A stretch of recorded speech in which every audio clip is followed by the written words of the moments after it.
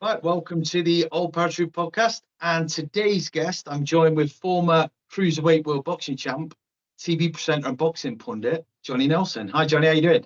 I'm all right, thank you. I'm all right. We finally get together. I keep missing you, or you keep missing me, or one of us keep. Well, I keep messing up, but at least we got together now, so we're on. No, happy days. Look, I appreciate you coming on the podcast. I know you're busy, you're all over the place, back and forth to London, doing whatever you're doing. So, look, you're far busier than me. So, I'm just happy that I've got you. I've nailed you down and got you on. No problem. Let's do it. Right. So, yeah, like what I like to do with all the podcasts is start at the beginning, sort of where you grew up, how you were at school, and kind of what led you down the kind of the path that you took in life.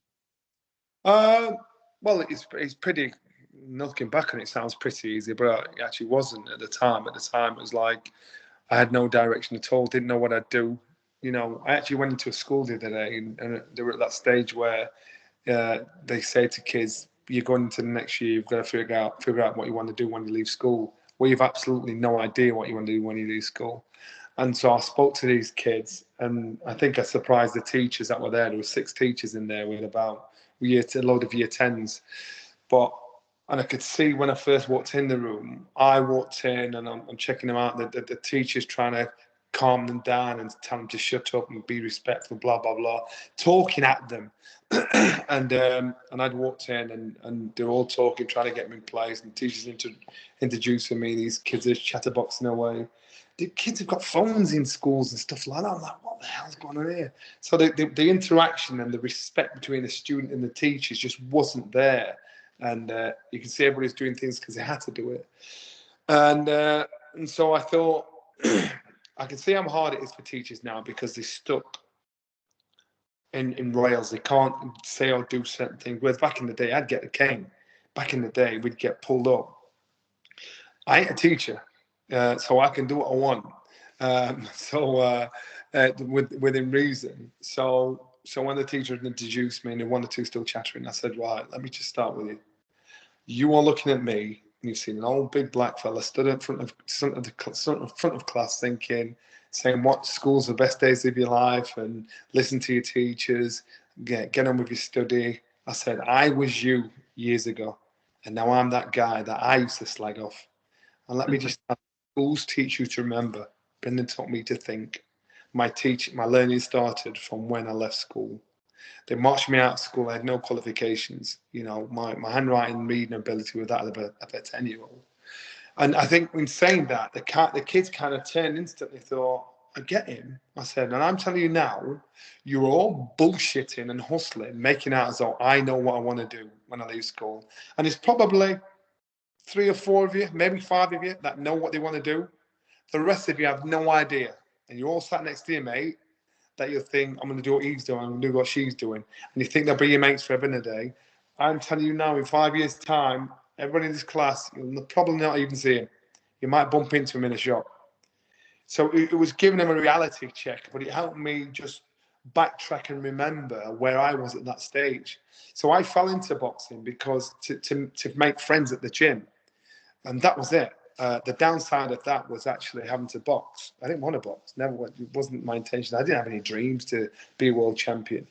I was a mummy's boy. I loved being at home with my mum. I had no ambition to even leave the house. And like I said to the kids, some people are born and they know their path in life. Some people are born and have no idea what their path in life is. Some people are born and they shoved and nudged or fall onto their path in life accidentally. And some people never, ever achieve anywhere near what they were put on this earth to do. And I was one of those people. I don't have a speech. I don't have a written speech. I speak from the heart. You can always remember the truth. You can't remember a lie. So, and I knew my path is my story. So I can always remember my story. I can always remember the ups. I can remember the downs. I can remember being at the gym, being the butt of the jokes, and being the guy that they all laughed at, saying, this kid's crap. He's garbage. But I still kept going back every day because my friends were there. And Brendan saw something, I don't know, probably determination in me that I kept coming back. No matter how much ridicule I got, no matter how much people told me, I kept coming back. And so maybe that was what Brendan saw in me. I don't know. But he showed patience and commitment to somebody that he had more important people to show patience and commitment to. It wasn't until Brendan passed away I realised how much of an effect and how much of a force this man was, because at his funeral at the Sheffield Cathedral, the streets were packed, the church was packed. There were people coming up saying, "Oh, Brendan was an amazing man. He did this, this, this, and this for me." I'm thinking, how did he ever have time? Because he had us in the gym, he had our families in the gym. He was a married man with 5 kids, but he still had everybody else around, and all the people that company did this for me. I'm like, wow. So the fighters he produced, the champions he produced, were the tip of the iceberg. His real success story are Jim, Bob, Sue, Tracy. People you don't know have helped them to become better adults, better parents, better role models in the community. And so I think my biggest achievement was meeting Brendan and the life skills he taught me. It wasn't the boxing. The boxing was a byproduct. The boxing was the vehicle that I rode on to learn so much about myself and about human behavior. I can walk in a room now, I can read a room, and I'll do keynote speaks. I'll be a keynote speaker. I'll go and talk to motivate kids, businessmen from top to bottom. I'll do everything because I understand, I get it, and it's a lesson you can't go to college and get, or university and get letters behind your name and get. And Brendan, that to me is my achievement in Brendan. Yeah, I've been quite open about school. I'm similar sort of you in that respect with school. I left school no qualification. It's not for everyone. The teaching, the way that they teach is like it's kind of overhaul, and there's a lot of kids that don't pick up on it. Some kids really, really kind of go through school and they get it.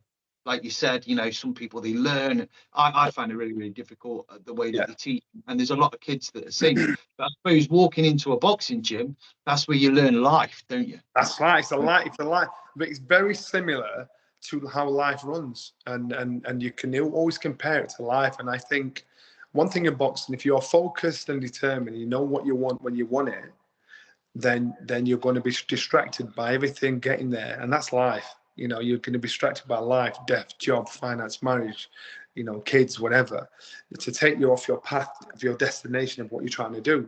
And I never wanted to be one of those fighters that said I could have been world champion but I met your mother, or I could have been world champion but I did X, Y, Z.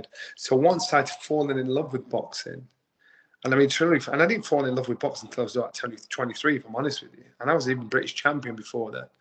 But I saw the cruel side of human nature and how bad people could be, nasty people could be with their words. And it wasn't until I actually understood I should be doing this for me rather than to impress everybody else that the penny finally dropped. So when I was Central Area champion, British champion, even European champion, people are like, people are thinking this kid's a fully confident individual. I know I wasn't. I didn't think I was good. I just thought everybody else was bad. So my thinking was upside down. So my confidence wasn't really rising. I wasn't thinking I'm a bad man. I can beat everybody in Britain and Europe. I just thought the competition was bad. And so my thinking, I mistook nerves for fear. So my thinking and so many things were upside down. And I look at life and I look at people getting through life and they do the same thing. It's how they read and translate what's being said. That's why psychologists and therapists do their job, because they want to understand, they want to hear how you translate what is being said. So it's our translation of what's happening around us in this world, like in boxing, our translation is how we're going to negotiate, navigate our way through a fight and through a fighter, and mentally as well as physically. That is what the difference is, and that's to me was what I benefited from being at Brendan Ingles under Brendan Ingles' tutelage. Every post I put down, I write down "Made in England," and people think I've spent England wrong. I know what I'm doing, yeah. So I'm very fortunate. So what age did you actually start boxing? I started training at 14, 15. I didn't actually box until I was 17 because I was that bad.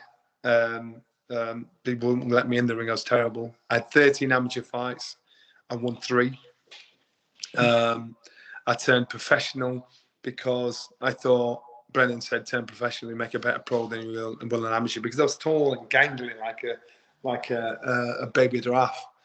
I turned professional. I lost my first pro fight, second pro fight, third pro fight, and I thought, if I get to 5, I'm gonna have to go and get a proper job, because I'm gonna grow up and get a job. And I won the 4th. I thought, damn it, started again.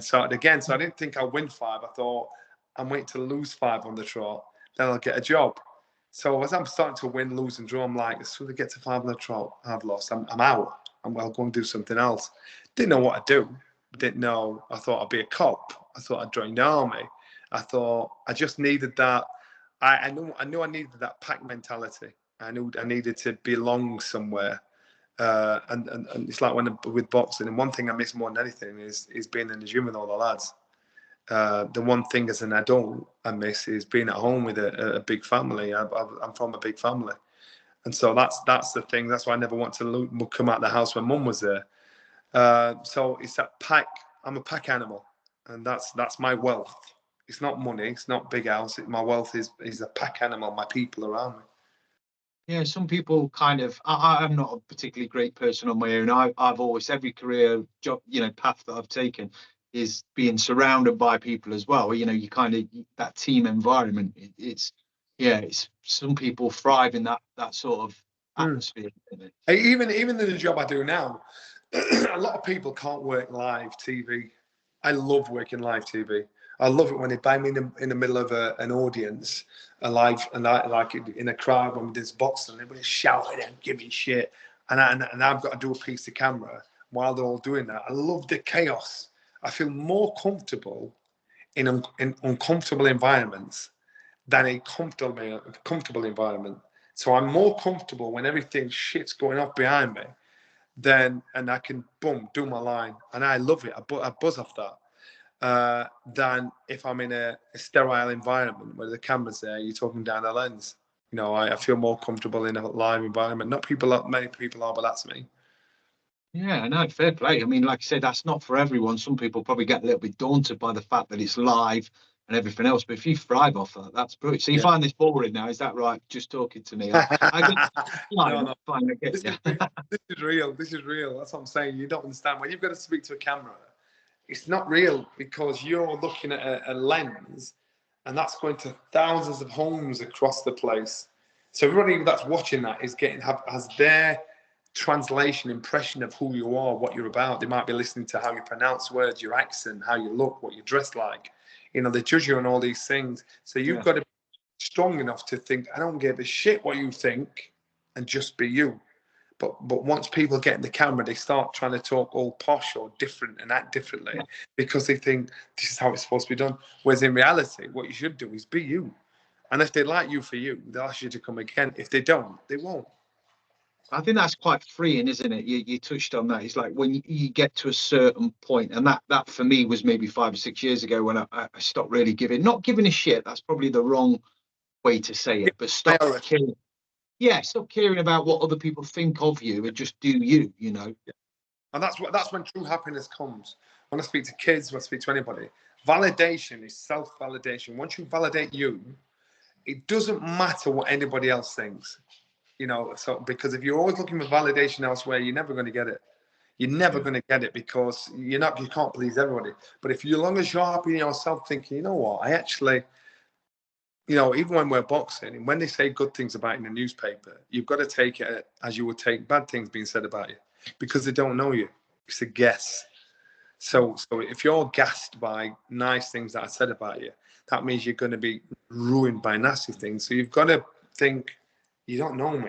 Thanks for saying a nice thing. Thanks for saying a nice thing, but you actually don't know me. And if you do it that way, you actually will fly. You'll thrive. It's only the people closest to you that really know the true you, don't they? The people, the thousands and millions of people that watch you on Sky and everything else, they ain't got a clue who you are. They just get in what's your persona, so it were, aren't they? Well, as I say, don't take it personal unless you know them personally. And then absolutely. that is actually, it's not bad to stand by. Oh, absolutely. Well, back to the boxing, because obviously you've touched on there, you had a kind of a bit of a rocky start. It was kind of a mixed bag. So, and you kept going, and then finally you fought Carl Thompson for the title. Yeah. So how was that? So this was my third title offence. The first one was against Carlos de Leon, which I drew in 1990. A couple of years later, I boxed James Waring in Fredericksburg, and I still was a boy in a man's body. I was a mummy's boy. I knew by the time I boxed Carl Thompson, I believed I was ready to be a world champion. And the thing is, when I boxed Carlos de Leon, and I drew for the WBC title, it was a terrible fight. But if I'd have won, I'd have lost it in my first defence. I wouldn't be here today. Because I didn't learn anything from it. I was a boy in a man's body. By the time I boxed for James Waring for the IBF title a few years later, I still wasn't confident in myself. I still didn't think I was good. I thought everybody was bad. I still thought upside down. So it wasn't until I'd been through so many ups and downs, being a sparring partner all over the world, and box everybody, and I thought I actually can fight. So by the time I got in with Carl Thompson, before I became champion, but before the fight, I actually believed I was the best fighter in the world. I actually believed in myself, because the thing is, if you didn't believe that, if you win, you're going to lose your next defense or the one after that, because you're chasing something. And so when you've no longer got anything to chase, what is going to be your drive to train ridiculously hard? What's going to be your drive to perform outstandingly, because you've got it now? Your thirst is quenched, your belly's full. So by the time I boxed Carl Thompson, I knew, I didn't think, I knew I was the best fighter in the world. By the time I boxed Carl Thompson, my confidence, everything, my growing had all been done, my journey had been done by the time I boxed Carl Thompson. So it was time, that was my time then. And I knew I'd never lose a title in the ring. I made a promise to myself, I will not lose the ring, because I've been through every aspect of boxing. Won, lost and drawn, ridiculed, praised, villainized, everything. So I thought, you know what, I've experienced everything in our game for me not to be successful. But you see, it's like wisdom. People want wisdom, but they don't understand what it takes to get wisdom. Wisdom is a very valuable commodity. And so if you want to be wise, you can't pretend to have it. You can't borrow it. You can't buy it. You've got to experience to be wise. And to be wise, you've got to go through experiences, both good and bad. You can't just have good experiences, because you'll get there to the top and be successful. But as soon as a bad experience happens, like, what the fuck? You don't have to deal with it. So you've got to have good experiences and bad experiences. Good things have got to happen to you and bad things have got to happen to you. And you've got to learn from them and keep learning from them. And that makes you wise. That's where you've got wisdom. So you can have all good things happening and think, yes, I'm on, but you need the bad to balance it out. So you stay at the top. And that's why a lot of people, it might be back to fun. You know, bad things happen to you. Oh shit, why is this happening to me? Why me? It's part of the journey. It's part of the journey, because in 5-10 years' time, or whenever it is, you'll think, yeah, I've been there before. That was horrible at the time, but I know better now. Oh yeah, I've been there before. That was good at the time. I know better now. And it makes people just don't understand. Be careful what you wish for.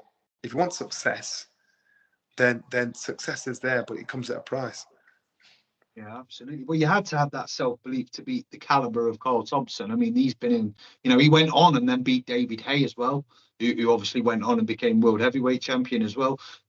So, and he beat Chris Eubank twice. I know you can argue the toss, Chris Eubank's a lot smaller and everything else, but still, Carl Thompson, the caliber of Carl Thompson. So I sparred with Chris many times, and Chris is a tough guy. I know he came up from super middleweight, made his way up there.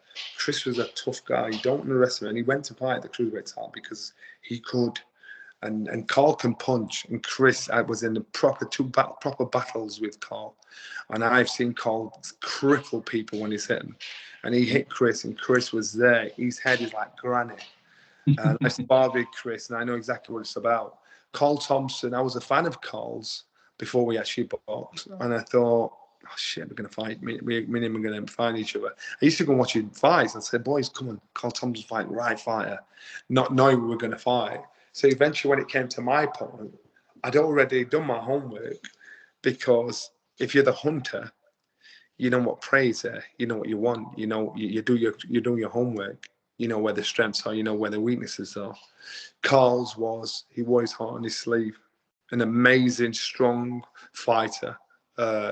battle hardened. Wasn't a coward. This guy, he'd have it, and I've seen him come through some light battles. So I knew what Carl was like. But the chink in his arm was he was heart on his sleeve.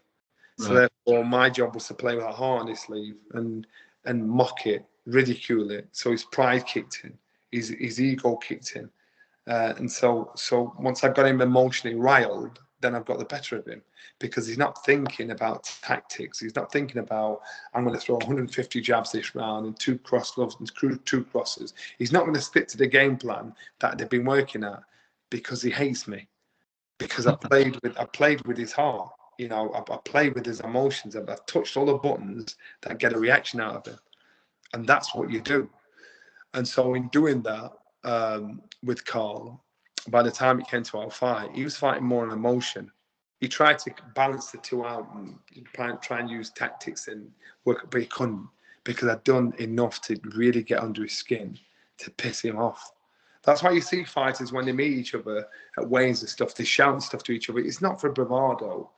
They're trying to get under each other's skin, because if I can make you hate me, emotion is so powerful. It makes you forget everything you've learned. A man and a wife can be in a house, and the women are the best at it. Whereas if a guy's arguing with his wife, we swear, we split, we stutter, we fuck, and the woman's calm. She'll be dropping a couple of one-liners, and it's the calm will always dismantle chaos.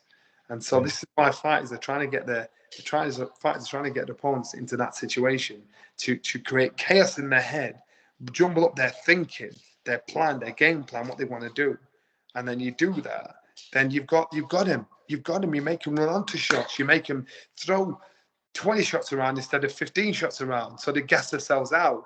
You make them so angry that they can't think straight and see the red mist. Boxing isn't just about ding, ding, round one, punch him, come back, sit down, have some water, and go back out again. There's a lot more going on about it. And actually, there's a lot of fighters that actually fight that actually don't realize the game itself. They don't realize, if I play this game right, I'll be good at it. Tyson Fury is the best boxing 4 player in the world. Before that, it was Mike Tyson. Before that, it was Muhammad Ali.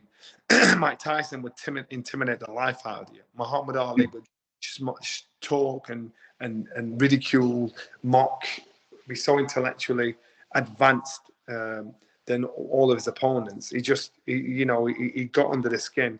Tyson Fury is very good at playing the fool to catch the wise. He's very good at playing the bully to bully the bully. He's very good at playing the old man streak, like I'm your mate and all that sort of stuff. So that's why he'll start shouting stuff now, because he wants you to not respect him enough to give him the respect for you to train to the best of your ability.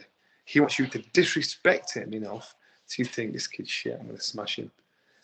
That's why he wants you. He wants you. And so we'll try many things. I think his hardest battle at the moment is Alexander Usyk, because Alexander Usyk is being lost in translation. No matter what Tyson Fury says, Alexander Usyk can make out as though he don't understand. He probably does understand. So Tyson's thinking, shit, my words aren't working. I've got to try something else. I've got to get physical with him. Usyk's like, okay.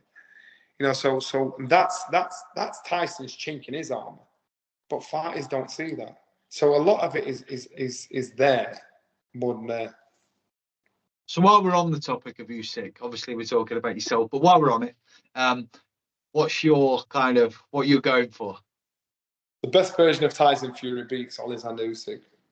Because of his physicality, you think? Yeah, his physicality, his variation. He can box offensively, defensively. He can fight dirty. He can fight clean. He's fast for a big guy. He's fast for a big guy. He can do so much on form. But if you're looking at last performances, I think, you're bloody slipping. So you either really underestimated the opponent in front of you, as in Francis Ngannou, or you're slipping. Everybody slips eventually. And so I think this fight will tell us whether or not the best version of Tyson should beat Alexander Usyk. He should beat him. And I think Usyk's a really, really good fighter. I think he's a beatable fighter. I think he beats most of the fighters that are around because they don't have the boxing IQ.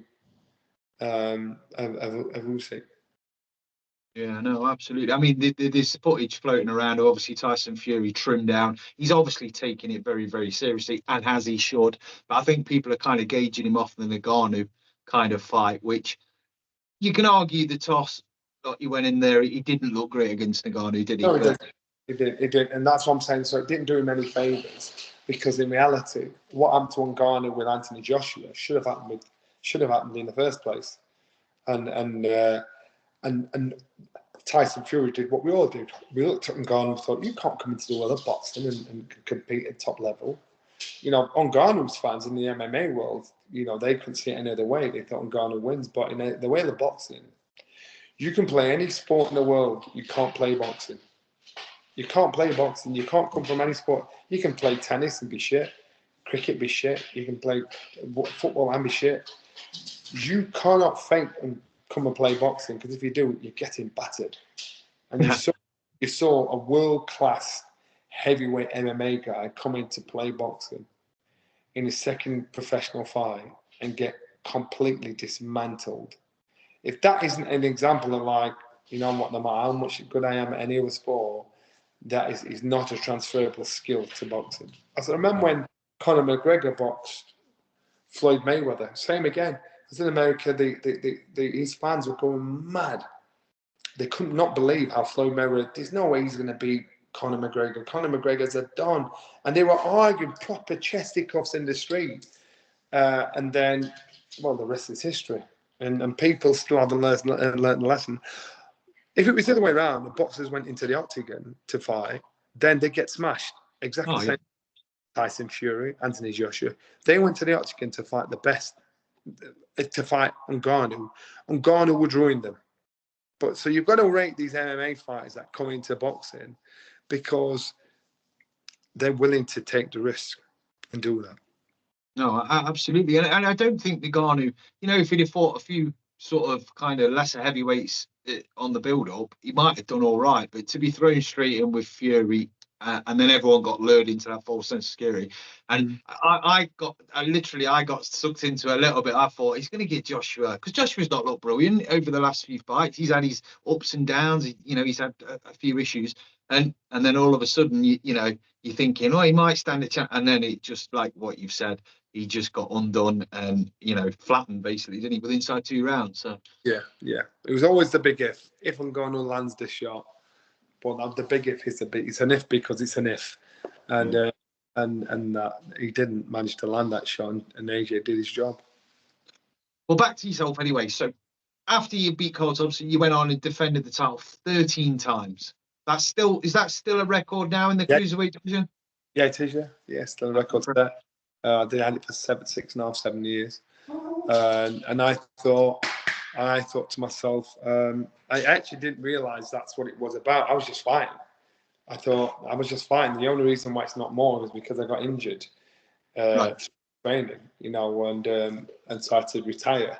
But you know, I didn't realise that wasn't what I was chasing. I wasn't chasing the record. I wasn't chasing the money. You know, I was chasing. It was for me, because I'd been that dismissed, vilified. Now's a can't fight. He's a coward. He's this, that, and the other. I was trying to prove to myself that I could do a lot of things that I said I couldn't. Right. Okay. So what? You're retired, but I've got to ask you, in your opinion, your toughest fight, one that took you into the trenches where you thought, this is.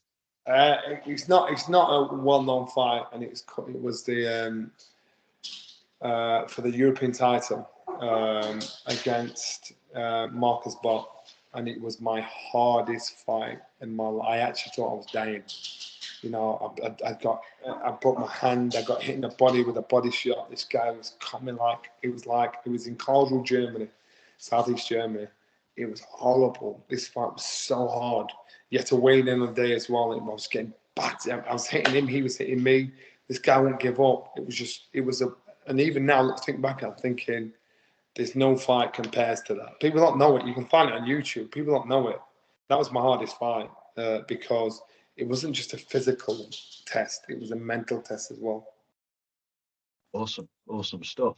So I'm going to ask you your kind of defining moment. I think I know the answer because I've seen the emotion in the video when you win that world title. So would you say that was your defining moment where you thought, I've done, like you said, you didn't necessarily set out to become world champion, but when you're competing in a sport, any sport, if you win a world championship, a world title, that's got to be like, whoa. Yeah.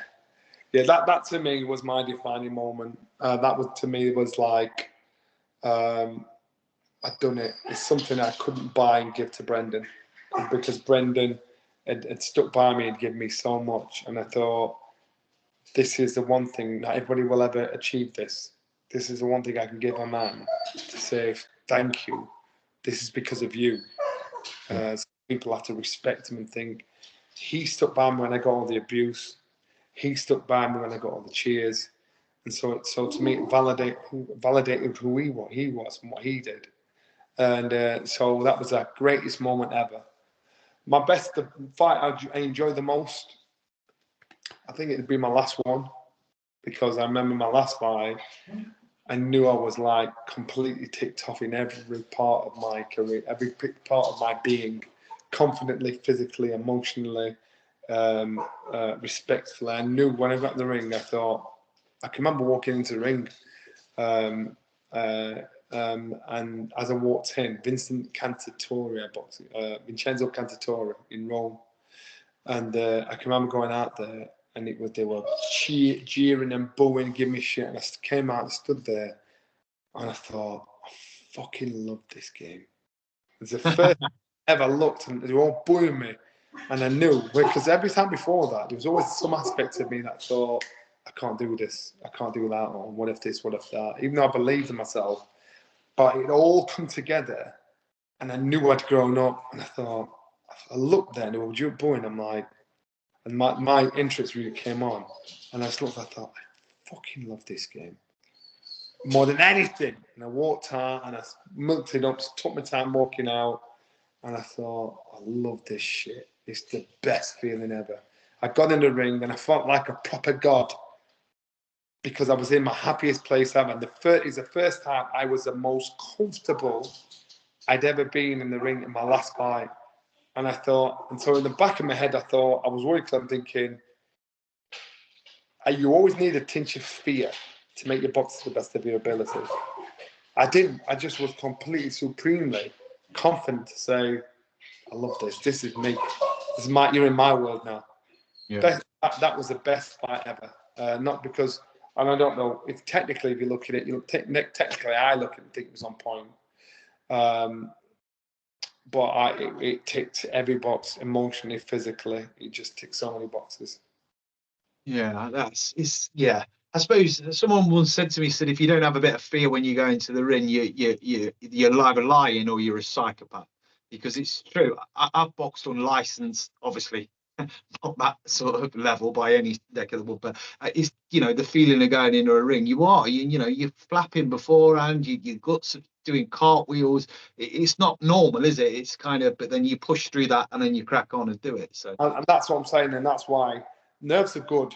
As I said, I used to mistake nerves for fear. So when I got in the ring, I thought I was scared. And when everybody said Nelson's a coward, who's no good, I believed I was scared. But it wasn't until time had gone on, I actually realised I wasn't scared. I was just nervous. I never understood the difference. And so once I realised I wasn't a coward, because you've got to self-talk, you think, well, why am I a coward? I'm doing everything everybody else in the gym's doing. I keep turning up to fight. Why do I feel like this? Why am I shit myself? Why am I scared? Yeah. But then eventually, my eureka moment was I sparred with a guy called Fabrice Tioso. He was a world lightweight champion in Lyon. I'd been out there a few months as his sparring partner, and I was battering him every day. And I'd sparred with so many former Olympic champions, former world champions. I'd sparred with this guy every day, and I was beating him to the point where I couldn't beat him up. I had to ride the shots and tap him and think I could get away with that, like you play with a kid. But to be clever enough for him not to realise what you're doing. That's what I was doing with him, and I was his sparring partner. The coach, Darky Smith, he knew what I was doing, and he keeps saying, Johnny, you fucking take it easy on him. I'm like, I'm trying, man. So I'd be hitting him right the shots, and I'm like thinking, I'll do this fella. And I can remember coming out the gym, big white stretch limo outside, a beautiful woman in the front. I'd been there a few months. I'm like, flipping it, who's that? And in the limo's there, and I hear this voice behind me shout, Johnny, see you tomorrow. It was him. And he got into the stretch limo. It was his wife, chauffeur driven, and they drove off into the sunset. They just drove off. And I'm stood in the street thinking, the fuck, hold on a minute. I've battered him every day. And I'm going back to a dirty little rotten bedsit, getting paid 100 quid a day. And he's just driven off, chauffeur driven. And I'm like, that was my eureka moment. I thought, what is the difference between him and you? The only difference was he could perform in public and I couldn't. That was it. And why? Because he didn't care what they thought.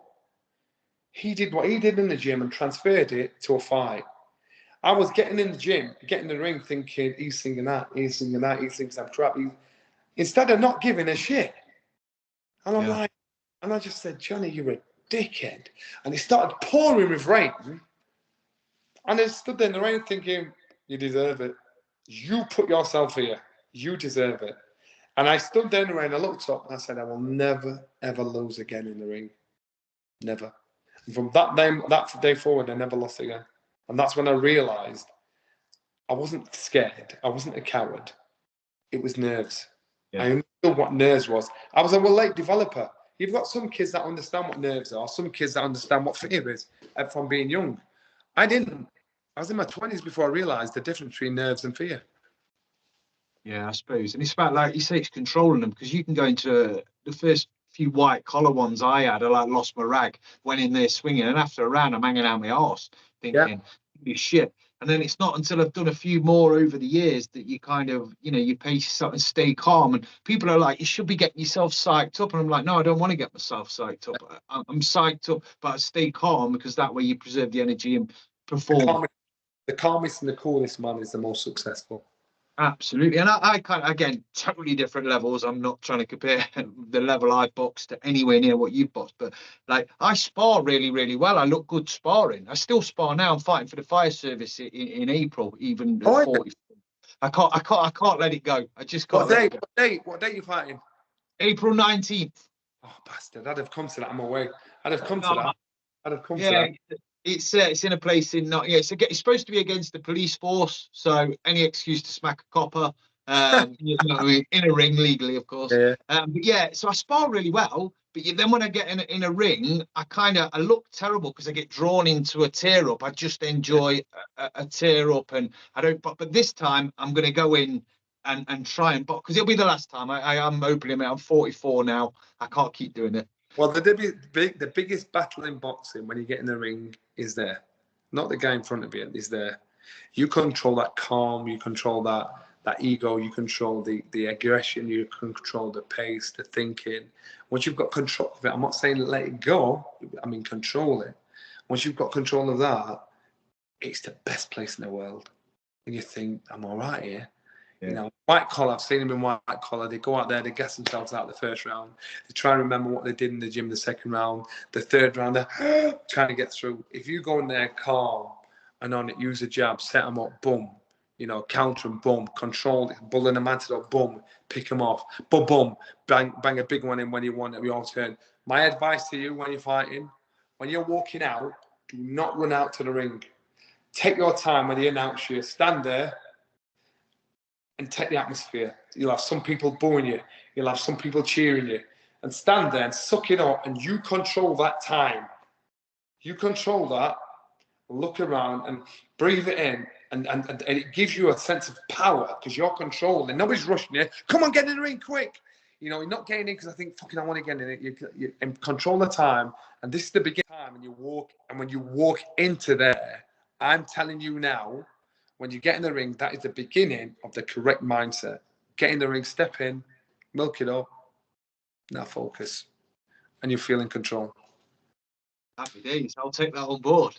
I'll probably still go in there and still start windmilling from England. But you won't do that. You won't. It'll change your mindset. You'll probably think, I'll do one more. Yeah. that's the story of my life. I'm like, oh, I'm 44. Like I say, I'm not old, but I still, your body changes over after 40, doesn't it? You know, you've got niggles, I've got a poorly shoulder, a bit of a niggle here. But I enjoy it. Like you say, I don't want to, I got into it quite late. I did a little bit in the military and then got into it into my 30s. And I love it. I really, really love it. But I have to be kind of mindful that your body can't do what it did 20 years ago. You just change as you go. It changes, but if you try and train like you did 20 years ago, you're going to have niggles in it and it's going to be painful, but you've got to compensate. I'm 57, I still train. I still get in the gym. I still, you know, I'll do a workout almost every day, some kind of workout. Probably have Sunday off, Saturday off, but I'll always do something. But you've got to, because if you don't, you give up. You see, from 40 onwards, if you start to go downhill, it's hard to get back up the hill. Yeah, no, I agree totally. Use it or lose it, as they say, don't they? That's right. Well, moving on from the boxing, obviously you retired from boxing, like you said, through injury. What did you get straight into the broadcasting then, straight after? No, I didn't. No, I was a guest actually while I boxed. I was a guest on a show, one or two shows. He kept saying, "Come back, will you give us your opinion on this?" Like, all right. And I found because of my how I was taught by Brendan to be very comfortable in and around people, I could talk comfortably on camera. I wasn't the hardest thing about it was auto cue because my reading shit, and because you think you're reading shit, it does become shit. You panic, and I'm like, I'll be reading like, and it was horrible. I thought, punch me in the face every day of the week, rather than this. And my boss at the time, he said, you know what? Take auto cue away. Johnny, this is a subject matter. Do your homework, have a look, blah, blah, blah, blah, blah. Off we go. And then, so it got to a point where I could just ad lib. And so your personality comes out, who you are comes out. You know, I've done my research, I've looked at what I've read, looked at what I've had to know about. And then when asked the opinion, when asked something, I just do it that way. So then your confidence grows. But because I wasn't a confident reader, my confidence never rose. It was like it was the most. I can remember at times thinking I prefer to be in a ring getting punched out rather than having to sit here trying to read this to people. You know, I can talk to camera freely, but when it got to the point of having to read an auto cue down the line, I'm like, oh, God, I'm going to mess up. God, I can't do this shit. What did I say? Have I said that wrong? Oh. It's horrible. Yeah, it's like overcoming, like if it's obviously a bit of a phobia, isn't it? You know, and then you kind of. It was. Now I've got to the point now where I just try and read a page a day of something. So, but I still, in the back of my head when I do it, I'm reading, thinking I can't do this when I know I can. But it's just something you have to do. No, absolutely. So, obviously, one of the things that you do is the gloves are off. I really enjoy them. So I suppose what I want to ask you, because like we've said about the bravado, and I think sometimes, and you may disagree, but I think sometimes the bravado is put on there to sell tickets. You know, and I can see it a mile off on some fighters where it's almost like false arguments and trying to gear the one up to perhaps sell some tickets. But what I want to ask is, when you've been doing the gloves off, is there any there like that you've done where you think there is a real hatred here between Oh these my two? goodness. Yeah. I agree with you. You've got one or two of them to try and put it on.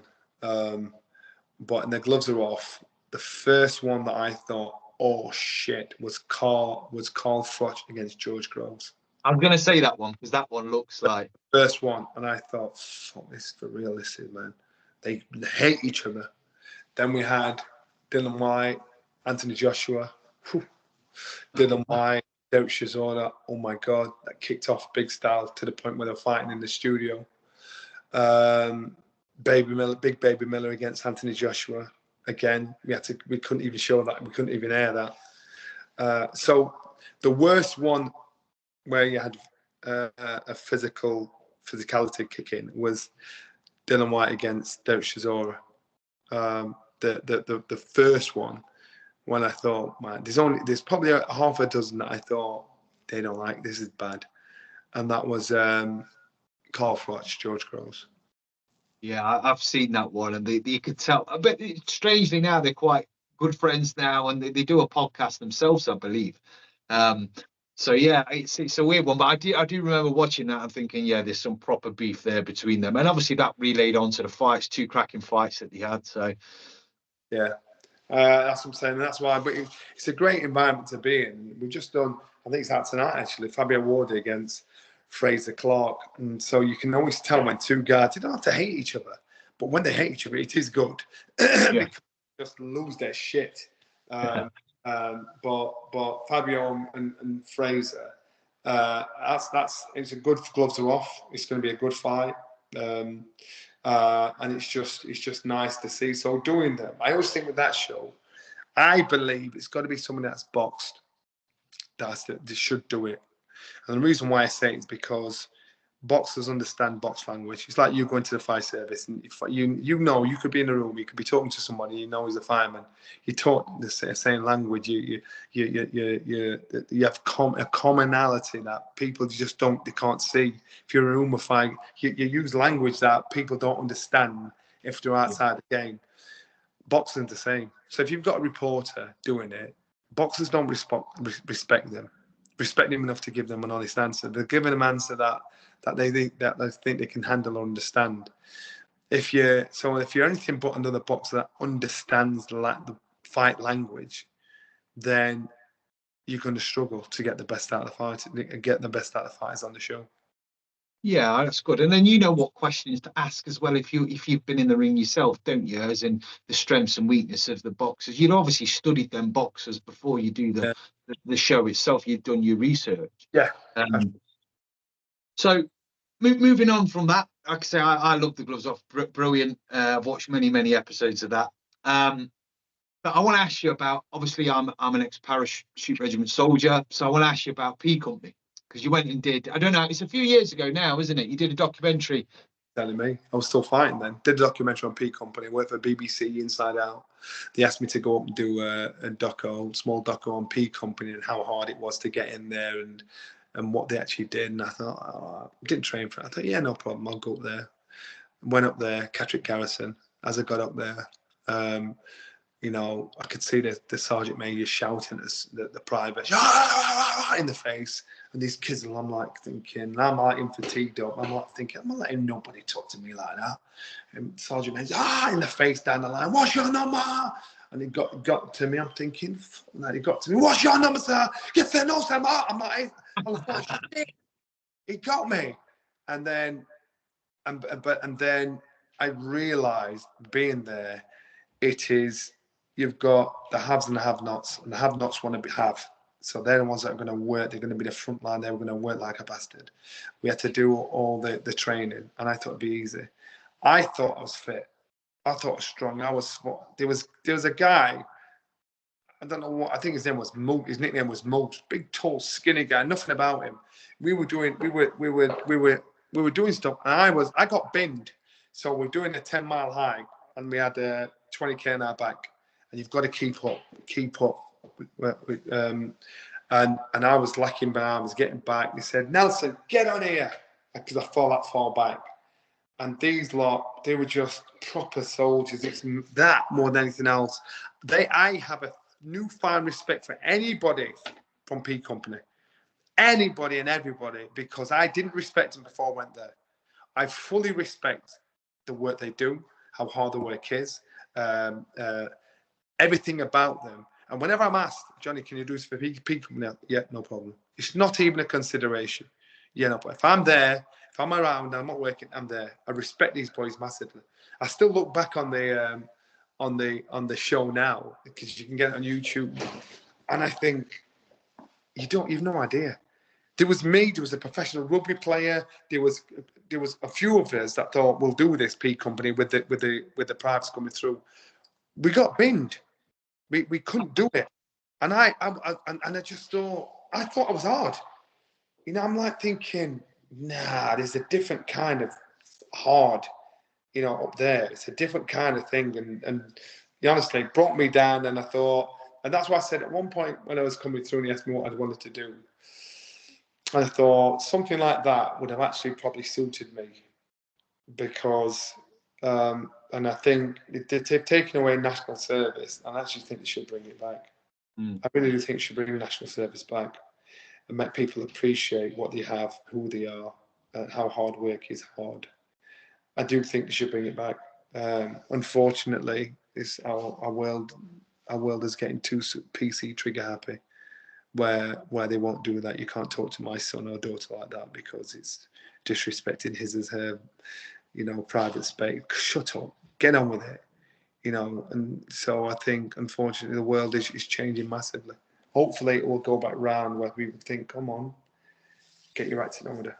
Yeah, I think it will go back full circle. But I'm a big advocate as well. I don't necessarily mean that they go and become frontline soldiers because that's an acquired taste. But I think even if they put kids out of school and did a year with put them through basic training of some description, teach them the morals and the values of the armed forces, not just of the armed forces, but of a lot of kind of just values in general, and put them through that and they served a year. I honestly believe 80 to 90% would stay in. Totally agree with you. Young adults don't know how to speak.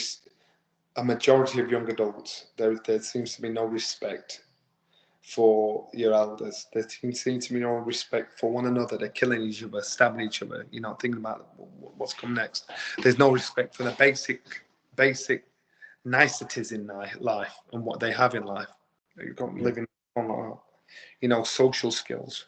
I think it's you've got social media's built a nation of cowards where they'll talk about all the things they'll do and behind a keyboard and fire pretend guns and abuse sportsmen and women and say you're shit, you're rubbish, but they would never do it to someone's face. 9 million.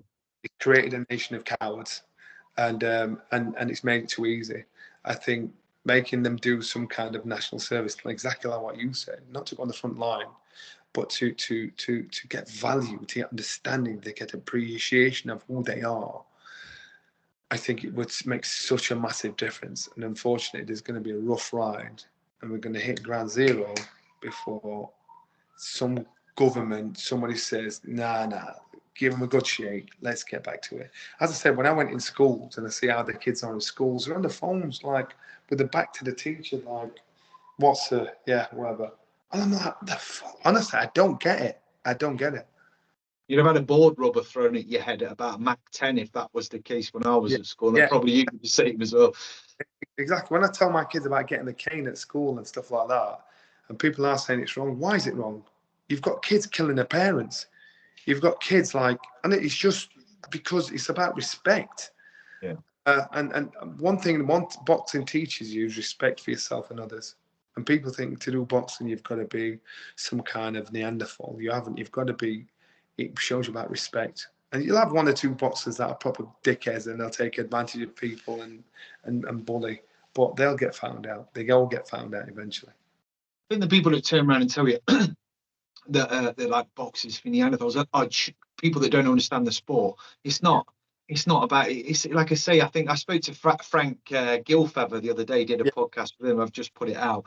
And he was like, it's like a game of violent chess in a way. It's tactical, it's thinking. And if you understand boxing, you can appreciate what that person's doing. And it's skill. But people that don't know boxing don't understand it at all, do they? Yeah. You'll see two guys getting in the ring, trying to smash the crap out of each other, and then hook each other once the fight's over. You know what I mean? So people just don't understand that. Yeah, no, absolutely.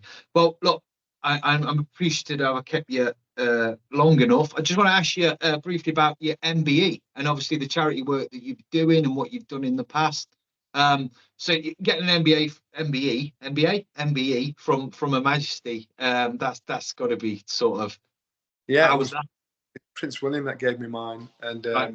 I think getting the MBE Distinguished Services to boxing and the community in South Yorkshire, and all I did was, Brendan actually said, I want you to go for some lights when you. I said, nah, Bren, and he said, why? I said, because, people like you have them, but not me. I understand. I see what you're doing. And he said, Johnny, you're an idiot, and so. And it's the stuff you do in the community, and if it's recognised and appreciated, it's great. Gives me a chance to open the door and create a foundation, the Johnny Nelson Foundation, where people could put money in the foundation, and the money that the foundation get, we can give that to charities. And the reason why I think that is because when I was coming through and I had nothing, I couldn't get sponsored. Nobody give me a pair of trainers or boxing boots or gloves or tracksuits. It's not until I became world champion and I had the money and people are giving it. I'm like, that's back to fun. Why don't you give it people I haven't got? And so Foundation is about attracting money to give to other charities.